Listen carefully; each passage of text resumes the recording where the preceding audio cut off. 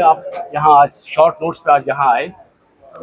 आज हमारे साथ जो यहाँ पे बात करने के लिए जो हमारे साथ बैठे हैं, हमारे पार्टी के स्पोक्स पर्सन अल्ताफ ठाकुर साहब, उनके साथ जो है हमारे नेशनल काउंसिल मेंबर जो है आरिफ साहब, और मेरे जो लेफ्ट साइड में बैठे हैं डीडीसी श्रीनगर जो है इंजीनियर एजाज साहब।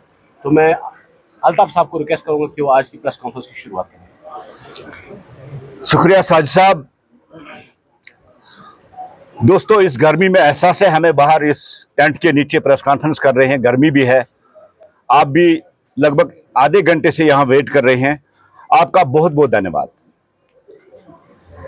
साथियों, जैसे कि कल हम सब ने सुना कि जम्मू कश्मीर को लेके, खासकर कश्मीर को लेके देश के प्रधानमंत्री और देश के रोड मंत्री जनाब नितिन गडकरी ने ये बहुत बड़े जो प्रोजेक्ट्स है उनको अप्रूव कर दिया। यहां के लोगों की वो दिरीना डिमांड थी। आप करना देखिए, आप शिपियन देखिए, इन लोगों की बहुत लॉन्ग पेंडिंग ये डिमांड थी कि ये जो दो महत्वपूर्ण इलाके हैं आप करना लीजिए। स्ट्रेटेजिक हिसाब से बहुत ही इंपॉर्टेंस उस खत्ते की है, क्योंकि एक बॉर्डर एरिया है। उसके साथ साथ शिपियन का भी देखिए, राजौरी और जम्मू के साथ कनेक्ट होती है। बहुत लॉन्ग पेंडिंग डिमांड थी कि वहां टनलें दी जाए। लेकिन कल जम्मू कश्मीर की हिस्ट्री में एक ऐतिहासिक दिन था कि जब डेवलपमेंट के बड़े बड़े प्रोजेक्ट जिनकी अनाउंसमेंट हुई है, वो चाहे साधना टनल हो, चाहे वो पीर की गली टनल हो जो शिपियन में पड़ती है, 10,637 करोड़ अप्रूव किए गए हैं इन प्रोजेक्टों के लिए। उसमें अगर हम देखें, जो साधना टनल है और जो मुगल रोड की टनल है, एक के लिए 3,830 करोड़ और दूसरी टनल के लिए 3,300 करोड़ अप्रूव किए गए हैं।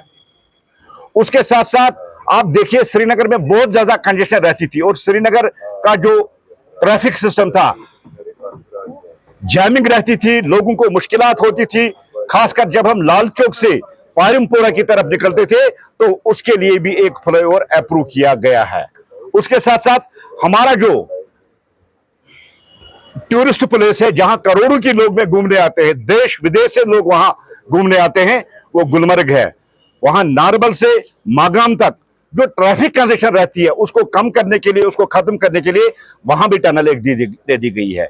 शिपियन का जो मशहूर रमियारा नाला है, उस पर भी 99 करोड़ लागत से एक 4 लेन एक नया पुल तामीर किया जाएगा। और उसके साथ साथ कुपवारा का एक रोड है, उसके लिए 71 करोड़ रुपए जो उसकी अलॉटमेंट की गई है उसको अप्रूव किया गया है। बेसिकली 2014 के बाद अगर आप देखेंगे, जम्मू कश्मीर की तरक्की, जम्मू कश्मीर का विकास और जम्मू कश्मीर की डेवलपमेंट में नरेंद्र मोदी जी ने जम्मू कश्मीर को चार चांद लगाया। बड़ी बड़ी टनलें, बड़ी बड़ी सड़कें, AIIMS, government medical colleges, IITs, ITs, एक सनती इनकलाब जम्मू कश्मीर को 2014 के बाद नरेंद्र मोदी जी ने दिलवा दिया। और जम्मू कश्मीर जो 70 साल से इस इंफ्रास्ट्रक्चर से वंचित था, नहीं था, लेकिन नरेंद्र मोदी जी की वो कमिटमेंट कि मुझे जम्मू कश्मीर को एक नया जम्मू कश्मीर और विकसित जम्मू कश्मीर बनाना है, उस पहल को आगे चल लेते हुए उन्होंने इसी साल जोजिला टनल का भी इब्तिदा किया, जो लद्दाख के साथ हमें मिलाती है। उस प्रोजेक्ट के हिसाब से बहुत इंपॉर्टेंस वो रखती है। और उतनी ही इंपॉर्टेंस हमारी करना की टनल हो, चाहे हमारी पीर की गली की टनल हो, शिपियन इलाका हो या राजौरी के इलाका, 6-6 महीने ये कट रहता था पूरे कश्मीर से या करना। लेकिन अब इन पे टनलें तामीर हो जाएंगी और ये 24/7 इस पर ट्रैफिक चलेगा। आप नरेंद्र मोदी जी की वो कमिटमेंट देखिए कि जम्मू कश्मीर को विकसित जम्मू कश्मीर, नया जम्मू कश्मीर का रूप जो इन्होंने दे दिया है। आज जम्मू कश्मीर का बच्चा बच्चा जानता है कि जम्मू कश्मीर की तरक्की और जम्मू कश्मीर की डेवलपमेंट में नरेंद्र मोदी जी ने कोई कसर नहीं छोड़ी है। हम शुक्रिया करते हैं देश के रोड मंत्री आदरणीय नितिन गडकरी ने, जिन्होंने श्रीनगर जम्मू हाईवे जो 14 घंटे का सफर था उसको महज 4.5 घंटे तक उन्होंने महदूद रखा। एक बहुत बड़ी अचीवमेंट जो मई के महीने में हुई, जब देश के प्रधानमंत्री कटरा आए और उन्होंने वंदे भारत का वहां जो इनाग्रेशन की है। ये वंदे भारत एक ड्रीम ट्रेन है जो पूरे देश के लोगों को जम्मू कश्मीर के साथ कनेक्ट करेगी और जम्मू कश्मीर में टूरिज्म और इकोनॉमी के लिए, खासकर हार्टिकल्चर सेक्टर हो, एग्रीकल्चर सेक्टर हो, उसके लिए एक इनकलाबी कदम होगा। क्योंकि आप सब जानते हैं कि आजादी के बाद पहली बार 24 टन चेरी माल गाड़ी के जरिए मुंबई तक 2 दिन में पहुंचाया गया और ये फिर कमिटमेंट की गई है कि और मालगाड़ियां चलेंगी जैसे ही एप्पल सीजन आएगा, ताकि जम्मू कश्मीर, खासकर कश्मीर जिसकी रीढ़ की हड्डी हार्टिकल्चर है, जिसकी रीढ़ की हड्डी एग्रीकल्चर है, इस प्रोडक्ट को देश तक पहुंचाया जाएगा। ताकि जम्मू कश्मीर के किसानों, जब सड़क की हालत कभी खराब होती थी, पसिया आती थी या मौसम की मार की वजह से कुछ ऐसे प्रॉब्लम्स आते थे, तो हमारा माल जो है वो सड़क पे सड़ जाता था। इसका भी उन्होंने सोल्यूशन निकालकर जम्मू कश्मीर की तरक्की को रफ्तार देने के लिए, जम्मू कश्मीर की स्पीड को नए पंख देने के लिए उन्होंने वंदे भारत का जो इनाग्रेशन की। इससे जम्मू कश्मीर के टूरिज्म में बहुत बड़ा इनकलाब है। और सबसे बड़ा वक्त आप देखिए, उसकी टाइमिंग देखिए, ये जम्मू कश्मीर के लोगों, खासकर कश्मीर के लोगों के लिए ईदी थी, ईद का गिफ्ट था। और पहलगाम अटैक के बाद जब पाकिस्तान कश्मीर को पैरालाइज करना चाहता था, कश्मीर की इकोनॉमी को पैरालाइज करना चाहता था, वंदे भारत का चलना, ऑपरेशन सिंदूर की सक्सेसफुल, उसके बाद ऑपरेशन सिंदूर के बाद इसका ट्रेन का चलना, ये एक मैसेज है देश के सारे लोगों के लिए। आइए कश्मीर घूमने आइए, मैंने आपका सफर भी आसान कर दिया, मैंने आपकी किराया भी कम कर दी। और आज आप देखेंगे इतने 26 हमारे शहरी शहीद होने के बाद अब आहिस्ता आहिस्ता टूरिज्म फिर रिवाइज हो रहा। ये अपील थी देश के लोगों के लिए, क्योंकि देश में नरेंद्र मोदी जी की अपील का बहुत ज्यादा असर रहता है और अब आहिस्ता आहिस्ता टूरिज्म भी आगे बढ़ रहा है, बढ़ते जा रहा है।